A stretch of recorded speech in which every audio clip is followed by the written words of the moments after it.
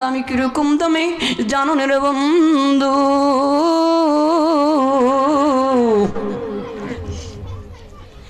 আমার নবী বলেন, আমি নবী যতক্ষণ পর্যন্ত জান্নাতের মধ্যে কদম না দিব, হযরতে আদম থেকে নিয়া হযরতে ঈসা আলাইহিস সালাতু ওয়াস সালাম পর্যন্ত কোন নবীর জন্য জান্নাতে যাওয়া হারাম। কোন নবী জান্নাতে যেতে পারবে না আমি নবী যতক্ষণ পর্যন্ত জান্নাতে না যাব, আমি নবী যতক্ষণ পর্যন্ত জান্নাতের মধ্যে কদম না দিব। আমার নবী আরো বলেন, আমার উম্মতে মুহাম্মদী